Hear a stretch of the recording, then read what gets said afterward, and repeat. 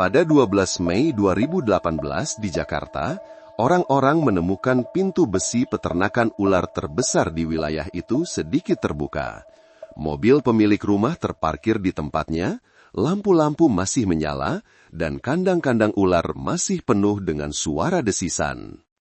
Namun anehnya, pasangan pemilik peternakan, Budi dan Maya, lenyap tanpa jejak.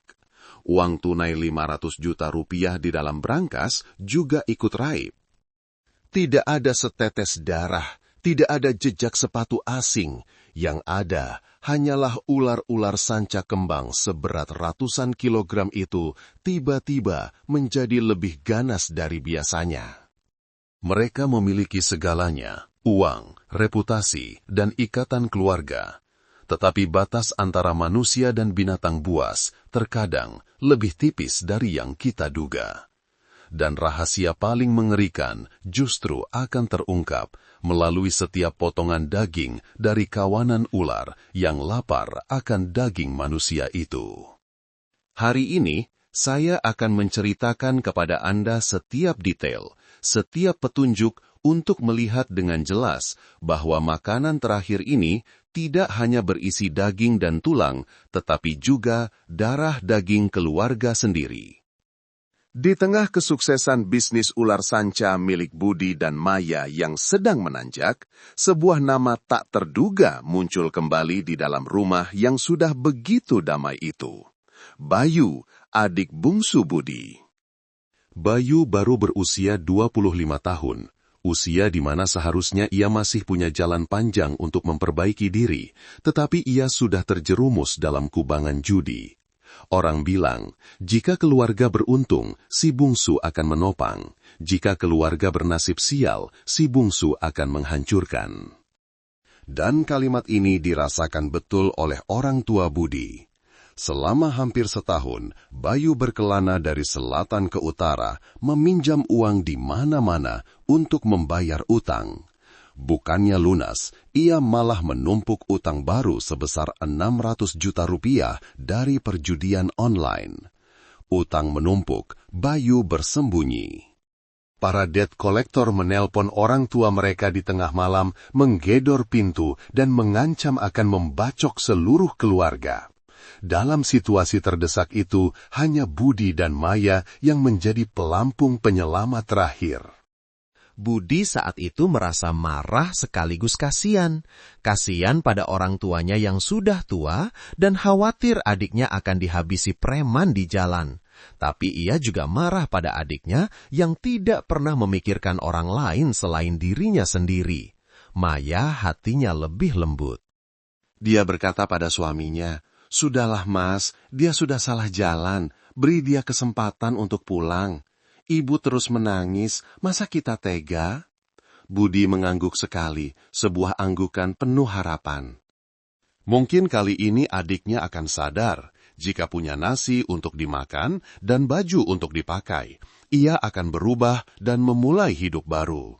Maka, Bayu pun dijemput untuk tinggal sementara di sebuah kamar kecil di ujung deretan kandang ular.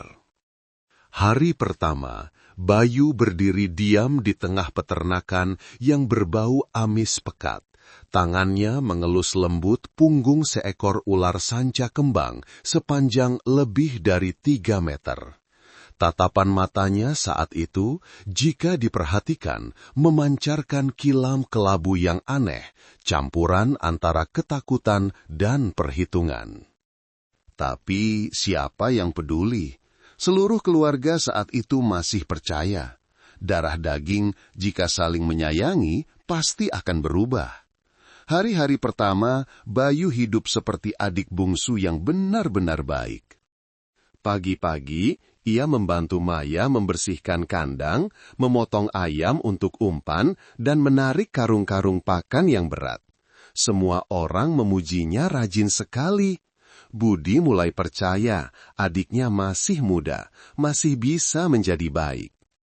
Maya pun perlahan-lahan kembali menyayanginya, memasak makanan kesukaannya, mencuci dan menambal pakaiannya yang sobek.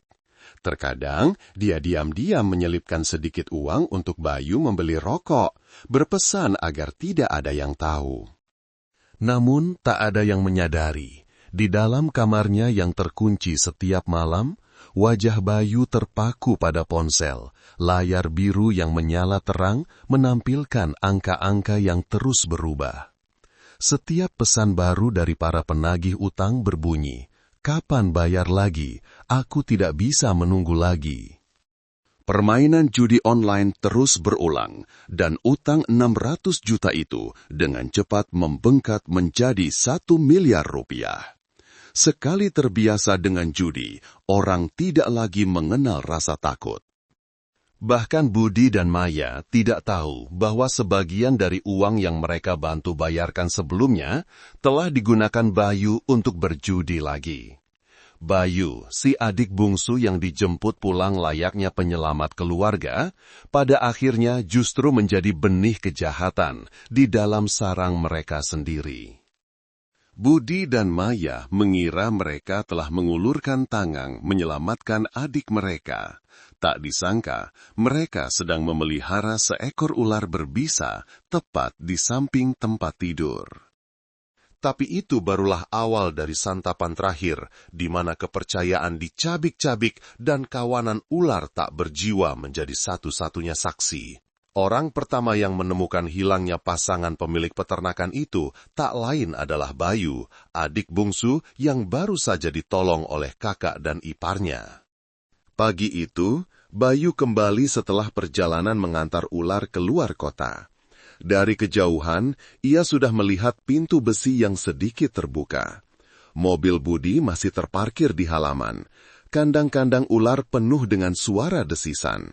Namun yang paling aneh, tidak ada yang menjawab saat Bayu memanggil. Ia berpura-pura panik, menggedor pintu dengan keras, berlari ke seluruh penjuru peternakan sambil terbata-bata memanggil, "Mas, Mbak."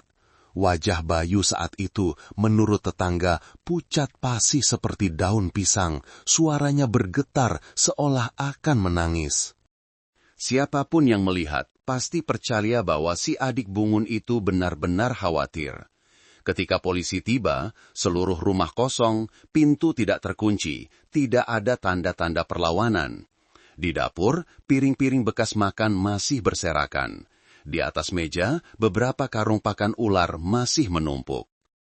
Berangkas, benda paling penting ditemukan terbuka lebar. Uang tunai 500 juta rupiah lenyap. Tidak ada bekas darah, tidak ada jejak sepatu asing, tidak ada CCTV yang merekam apapun karena peternakan itu terpencil di antara kebun-kebun rambutan yang lebat, hanya diterangi lampu kuning remang-remang. Namun yang membuat para penyelidik merinding adalah kawanan ular itu. Ular-ular sanca raksasa yang biasanya jinak kini mendesis-desis, menggesekkan tubuh ke terali besi, membuka mulutnya seolah ada sesuatu yang memprovokasi mereka. Di hadapan polisi, Bayu tetap memainkan perannya sebagai adik yang berduka. Ia bercerita, "Saya mengantar pesanan keluar kota. Begitu pulang, saya lihat pintu sudah terbuka. Kakak dan ipar saya adalah orang yang paling saya sayangi di dunia ini. Tidak mungkin mereka pergi tanpa pamit." Bayu menunjukkan ponselnya. Jadwal pengirimannya sangat cocok. Beberapa pembeli ular mengkonfirmasi kehadiran Bayu di luar kota sepanjang malam, menjadi alibi yang kokoh. Namun, ketika seorang kolonel polisi bertanya apakah ia melihat sesuatu yang aneh sebelumnya, Bayu tergagap. Sepertinya malam sebelum saya pergi, saya dengar Mas Budi dan Mbak Maya bertengkar. Tapi mungkin cuma soal bisnis. Sebuah kalimat sambil lalu, namun menabur benih kecurigaan baru. Mungkinkah pasangan Budi dan Maya berselisih dengan seseorang? Atau adakah seseorang yang menyelinap masuk untuk merampok dan membunuh? Seorang penyelidik senior berdiri terdiam cukup lama mengamati kandang ular. Ia bertanya pada dirinya sendiri, jika ini perampokan, mengapa rumah tidak diobrak-abrik? Mengapa hanya mengambil uang tunai dan meninggalkan kawanan ular bernilai miliaran rupiah?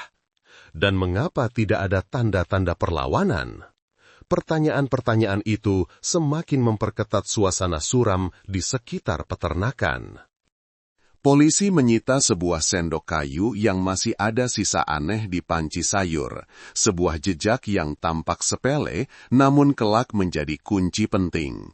Mereka juga mengambil sampel kotoran ular untuk diuji, sebuah tindakan yang tak terduga dipicu oleh celetukan seorang ahli hewan. Belakangan ini, ular-ular itu makannya lahap sekali, tidak seperti biasanya. Sepertinya mereka diberi makan sesuatu yang berbeda. Sementara orang tua Budi duduk di sudut halaman dengan mata merah karena kehilangan anak, Bayu menunduk di samping mereka. Ia pura-pura mengisap rokok terus-menerus, tangannya gemetar, matanya liar memandang sekeliling, seolah takut ada yang bisa melihat menembus topengnya. Si adik yang begitu menyayangi kakak dan iparnya. Di sudut lain, sang kolonel bersandar di pintu kandang ular, berbisik pada rekannya. Ada sesuatu yang tidak beres. Hanya orang yang sangat memahami kebiasaan di sini yang tahu cara membuat kawanan ular ini tenang tanpa membuat mereka marah. Tapi semuanya masih sebatas dugaan. Tempat kejadian terlalu bersih, bukti terlalu sedikit, dan Bayu masih sempurna memainkan perannya sebagai adik yang malang, menyembunyikan badai yang akan segera pecah. Di saat semua petunjuk masih kabur seperti kabut pagi yang menyelimuti peternakan, nama Pak Bahtiar, si Raja Ular dari Bekasi, tiba-tiba muncul sebagai tersangka utama. Sedikit yang tahu bahwa beberapa minggu sebelum menghilang, Budi dan Maya baru saja merebut sebuah kontrak ekspor ular sanca yang sangat besar. Kontrak itu sebelumnya dikabarkan sudah hampir pasti jatuh ke tangan Pak Bahtiar, seorang pedagang ular kawakan yang reputasinya sangat disegani di Bekasi. Orang-orang berbisik, Pak Bahtiar tidak takut siapapun. Di dunia pedagang reptil, dia adalah bosnya. Siapapun yang menyentuh lahan bisnisnya harus siap-siap kehilangan segalanya. Namun, Budi dan Maya dengan harga lebih murah dan janji pasokan yang cukup telah merebut kontrak besar itu. Bisnis miliaran rupiah menguap, reputasi Pak Bahtiar tercoreng parah. Kecurigaan semakin kuat ketika seseorang menceritakan. Suatu malam, Pak Bahtiar kebetulan bertemu Budi di sebuah warung minum. Setelah mabuk, keduanya adu mulut. Pak Bahtiar menggebrak meja. "Jangan pikir kau lebih pintar dariku. Tunggu saja, akan kutunjukkan padamu apa artinya kehilangan segalanya." Ancaman itu, ketika sampai ke telinga tim investigasi, tiba-tiba menjadi kail yang kuat untuk mengarahkan pandangan pada si Raja Ular. Saksi lain, seorang penjaga kebun rambutan di sebelah peternakan, bercerita. "Saya ingat, malam sebelum mereka menghilang, saya dengar suara mobil menderu di jalan setapak.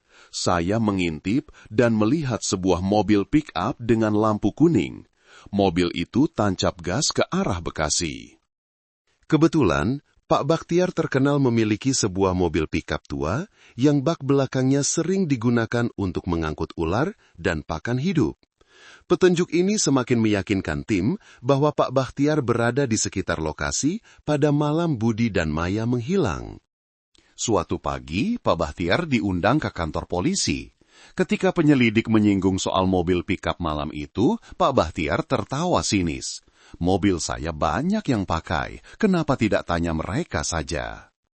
Tapi ketika ditanya tentang ancaman di warung minum, wajah Pak Bahtiar menegang sejenak sebelum kembali tenang. "Saya memang mengancam, tapi tidak sebodoh itu untuk melakukannya sungguhan. Saya tidak kekurangan uang sampai harus merampok uang tunai. Lihat saja, peternakan saya penuh ular. Saya jual ular lebih untung daripada merampok." Ketika tim memverifikasi lokasi ponsel Pak Bahtiar, hasilnya mengejutkan. Pada malam Budi dan Maya menghilang, Pak Bahtiar berada di sebuah bar, terekam kamera CCTV, dan ada beberapa kliennya yang menjadi saksi. Pak Bakhtiar mengangkat bahu. Saya memang mengancam, tapi saya tetap pergi bersenang-senang. Siapa yang sebodoh itu membunuh orang saat punya alibi sejelas itu?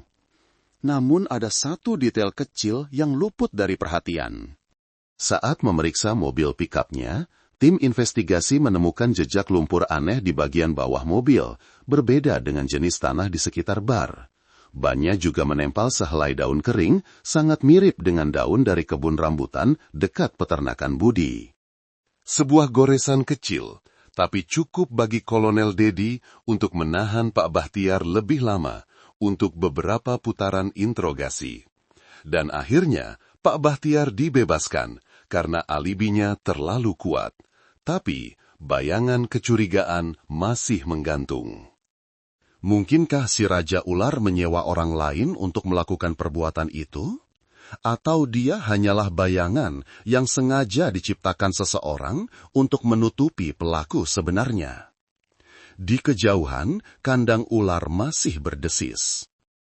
Bayu, si adik yang patuh, masih diam-diam menyalakan dupa untuk kakak dan iparnya. Tetapi matanya, saat tidak ada yang memperhatikan, berkilat cemas seperti binatang buas yang takut taringnya terlihat. Namun kemudian, sebuah pesan aneh di ponsel lama milik Maya tiba-tiba menjadi pengait yang membelokkan seluruh kasus. Di antara ratusan pesan bisnis, jual beli ular, dan pesanan pakan, ada beberapa percakapan singkat namun tidak biasa dengan nomor telepon yang tidak disimpan namanya. Isinya tidak jelas, hanya kalimat-kalimat seperti, "Hari ini capek ya, aku belikan sayur ya. Jangan lupa makan yang cukup, nanti kalau dia tahu bisa repot." Sekilas, semua orang berpikir Maya yang dikenal sebagai istri penyayang suami dan pekerja keras, mengapa ada orang yang begitu perhatian padanya?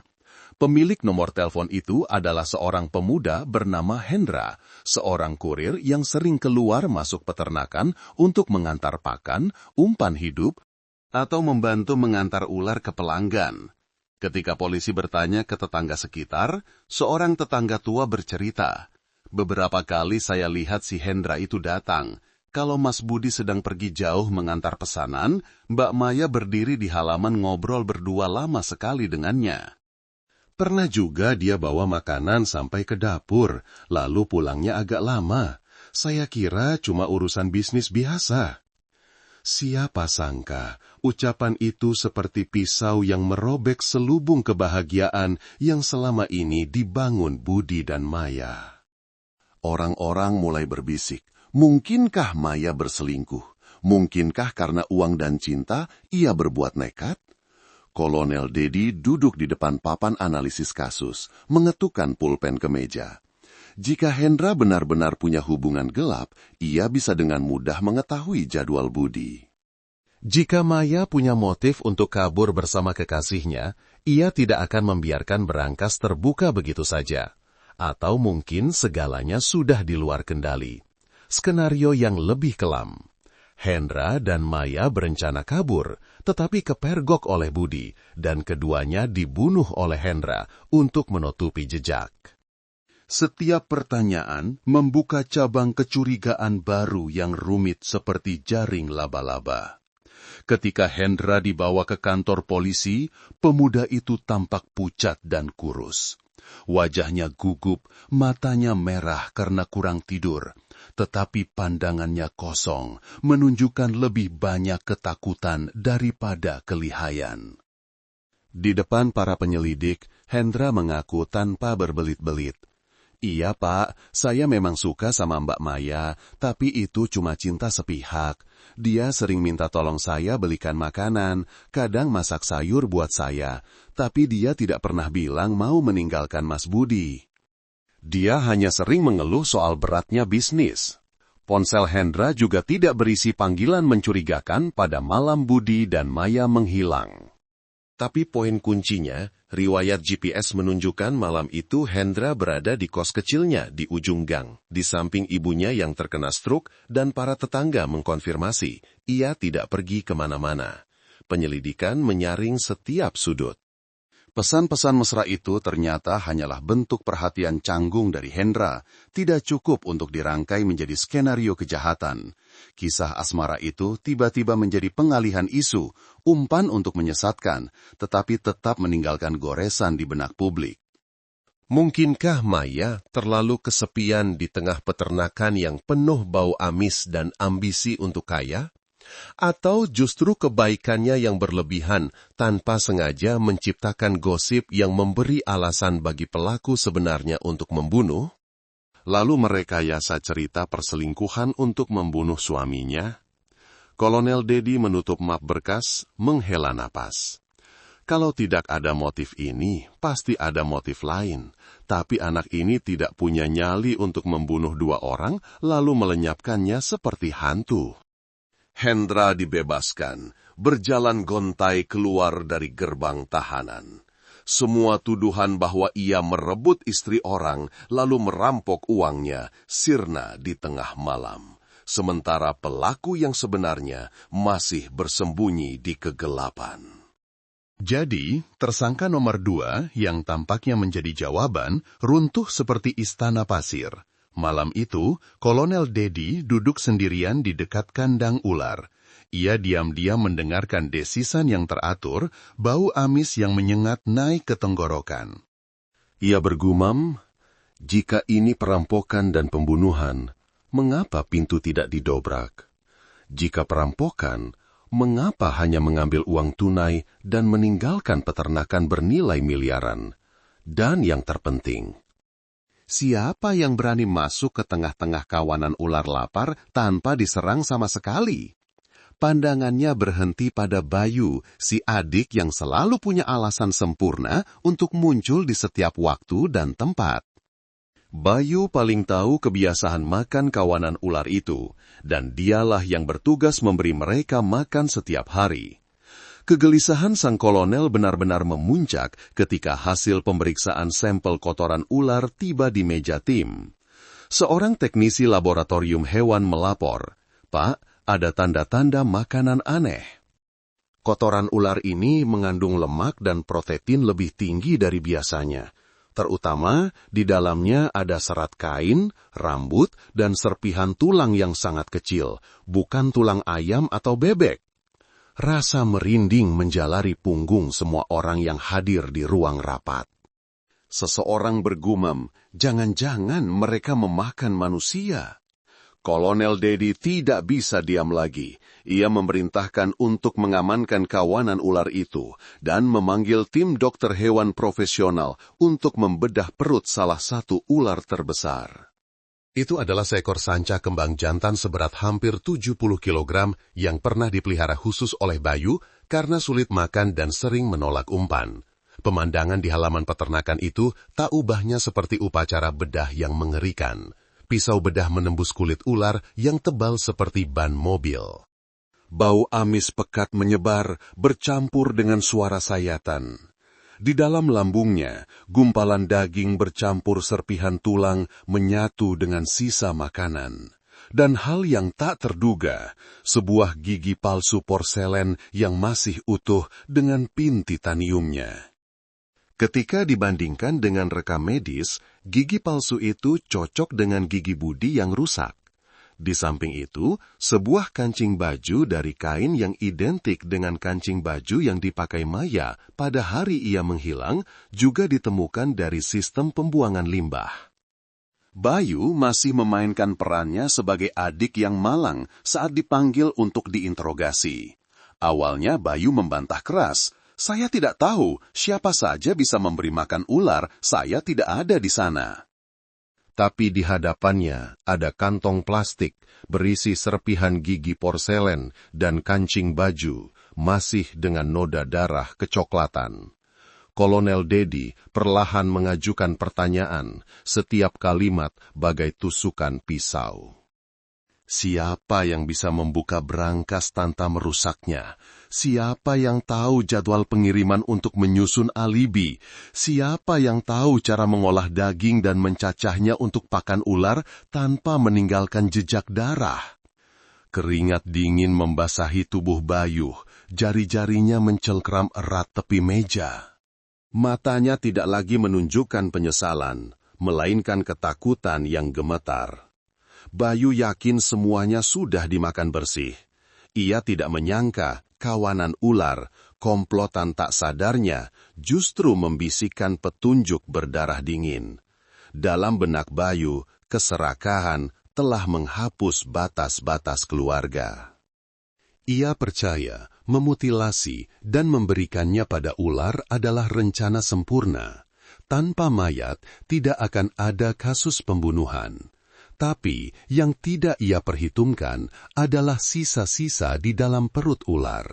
Sekuat apapun pencernaan mereka, tetap saja meninggalkan serpihan manusia. Malam itu, setelah 5 jam interogasi, Bayu akhirnya terkulai di kursi. Sang kolonel meletakkan setumpuk berkas tebal di hadapan Bayu. Suaranya pelan namun berat seperti palu godam. Gigi porselen ini milik siapa? Kancing baju ini milik siapa? Siapa satu-satunya orang yang tahu cara memberi makan daging pada kawanan ular ini tanpa membuat mereka mengamuk? Bayu tertawa, tawa kering seperti suara tulang patah. Wajahnya menegang, urat-urat di lehernya menonjol saat pengakuan itu keluar kata demi kata. Saya yang melakukannya. Malam itu, Bayu tahu Budi akan mengambil 500 juta untuk membayar pemasok baru. Utang judi Bayu sudah melebihi 1 miliar rupiah. Para preman siap menghabisinya jika tidak ada uang. Si adik malang itu mulai memupuk niat membunuh sejak di meja makan. Ia membeli racun tikus, jenis yang sangat mematikan, menaburkannya secara merata ke dalam panci sayur yang diminta Maya untuk ia panaskan. Malam itu setelah makan malam, Budi dan Maya duduk menonton TV, bertengkar sedikit soal surat-surat peternakan, lalu lelah dan tertidur. Bayu berdiri diam di depan pintu kamar mereka. Tangannya menggenggam erat pisau kecil di saku celananya, tapi ternyata tidak perlu digunakan. Napas kakak dan iparnya semakin berat. Detak jantung mereka melambat, lalu berhenti. Bayu mengaku ia menyeret mayat keduanya ke belakang, memutilasinya bagian demi bagian, lalu melemparkannya untuk dimakan ular. Bayu tersenyum getir saat menceritakannya. Mulutnya bergetar tapi suaranya datar seolah bercerita tentang masa lalu. Ketika ditanya mengapa ia berani melakukan hal sekejam itu, Bayu hanya menghela napas. Utang sudah di depan mata. Uang itu seharusnya jadi milik saya. Saya kan darah dagingnya. Toh, kalaupun mereka hidup, mereka juga akan mati di tangan para preman itu. Sampai akhir, barulah orang paham bahwa Bayu tidak pernah menyesal. Yang ia takuti bukanlah kejahatannya, melainkan bisikan kawanan ular yang mengungkap petunjuk. Di dalam kepala Bayu, ikatan keluarga sudah lama membusuk. Yang tersisa hanyalah keserakahan yang haus darah, sebuah keputusasaan yang justru dilindungi dan dibesarkan oleh kakak dan iparnya sendiri. Budi dan Maya mati karena kepercayaan buta yang diletakkan di tempat yang salah. Seseorang yang tega membunuh orang yang menolongnya, lalu dengan tenang membiarkan kawanan ular menelannya.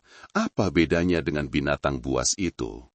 Bayu digiring ke mobil di tengah malam di antara sorot senter yang berkedip-kedip. Suara desisan ular masih terdengar dari kandang kosong, seperti lagu duka untuk pasangan malang itu. Ibu Bayu, wanita tua itu, gemetar dan terkulai di bahu tetangganya. Matanya basah oleh air mata. Lebih baik dia mati di jalan daripada dia memakan daging kakaknya sendiri. Kolonel Dedi berdiri di gerbang peternakan, terdiam. Ia sadar bahwa pembunuh paling mengerikan bukanlah ular sanca raksasa, melainkan iblis keserakahan yang berkedok hubungan darah. Suatu pagi di akhir musim kemarau, sidang pengadilan Bayu digelar di pengadilan negeri. Opini publik tumpah ruah, tidak ada yang percaya. Pemuda yang pernah ditolong, diberi makan, dan diselamatkan dari preman oleh kakaknya sendiri, bisa dengan tenang memutilasi mereka dan melemparkan dagingnya untuk dimakan ular. Bayu duduk di kursi pesakitan. Kepalanya plontos, baju tahanan yang kebesaran menelan tubuhnya yang kurus. Mata Bayu menatap lantai keramik, tak berani menatap ayahnya yang tua renta, duduk membungkuk di barisan depan. Pasangan tua itu sudah mendekati ajal. Mereka pernah membanting tulang membesarkan Bayu dan Budi, menjual seluruh sawah ladang untuk membayar utang agar si bungsu punya jalan pulang. Kini, satu anak hancur jadi daging, satu lagi akan mati karena hukuman mati. Para tetangga melihat sang ayah diam-diam menyeka air mata. Siapa yang tahan melihat anaknya sendiri mencabik-cabik kakak kandungnya untuk pakan ular? Ibunya duduk gemetar, mulutnya menggumamkan sesuatu seolah meminta maaf pada anaknya yang telah tiada. Tapi bagaimana bisa meminta maaf? Bagaimana bisa mengembalikan kepercayaan yang pernah mereka salah berikan?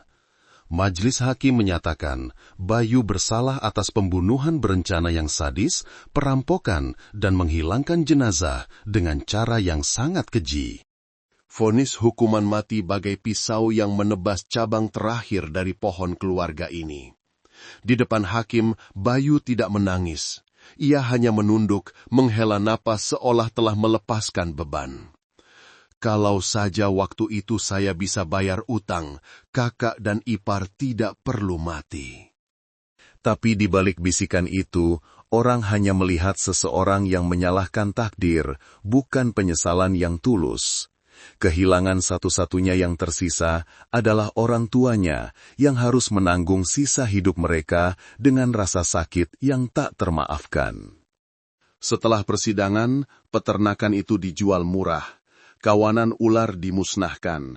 Yang tersisa hanyalah lantai semen yang bernoda, kandang besi yang berkarat, dan beberapa tali rantai ular yang usang tergantung. Ayah Bayu dan Budi membersihkan rumah lama mereka. Di sanalah dua kepala beruban itu diam-diam menatap altar untuk anak sulungnya yang lampunya terus menyala. Di samping foto si bungsu yang masih hidup tapi terasa sudah mati. Keadilan telah menutup kasus ini, tetapi hukuman di hati mereka yang ditinggalkan tidak akan pernah usai. Kasus peternakan ular ini adalah lonceng peringatan. Jangan percaya buta bahwa ikatan darah adalah benteng yang tak tertembus. Jangan berpikir hanya orang asing yang akan menikam kita dari belakang. Dan jangan pernah membesarkan kejahatan dengan kebaikan tanpa batas. Karena iblis itu bisa jadi kerabatmu, tapi ia tidak akan menangis saat membunuhmu. Melalui cerita ini, kita belajar bahwa, pertama, menolong seseorang tidak salah, tetapi menempatkan kepercayaan di tempat yang salah, tidak melihat sifat asli seseorang, dan tidak punya batasan, maka kebaikan itu bisa menjadi tali yang mengikat tangan kita sendiri. Membantu siapapun butuh prinsip dan kewaspadaan, karena terkadang orang yang kau kira butuh diselamatkan justru adalah orang yang akan menarikmu ke dalam lumpur. Kedua, judi, slot, dan utang kepada preman tidak akan pernah hanya menyeret satu orang ke dalam jurang. Ia menyeret serta orang tua, pasangan, dan keluarga, dan terkadang mengubah anak yang baik menjadi iblis haus uang yang siap melakukan apa saja untuk membayar utang, termasuk membunuh. Ketiga, nasihat terakhir. Jangan pernah percaya bahwa hubungan darah adalah dinding yang tak bisa ditembus. Kejahatan tidak mengenal garis keturunan. Ia hanya butuh celah untuk tumbuh. Jadi, waspadalah. Buatlah batasan yang jelas antara menolong dan memanjakan, antara belas kasihan dan kebutaan. Karena terkadang, ular paling berbahaya tidak berada di dalam kandang. Teman-teman semua, Kalian nonton ini dari kota mana saja? Coba tulis di kolom komentar ya. Sekalian kasih tahu dong gimana pendapat kalian tentang cerita yang baru saja aku bagikan. Aku doakan, dimanapun kalian berada, semoga selalu dalam keadaan sehat, aman, dan damai ya. Oh ya, kalau di antara kalian ada yang punya pengalaman atau cerita menarik lainnya, jangan ragu untuk berbagi juga ya, biar kita semua bisa saling membaca dan belajar.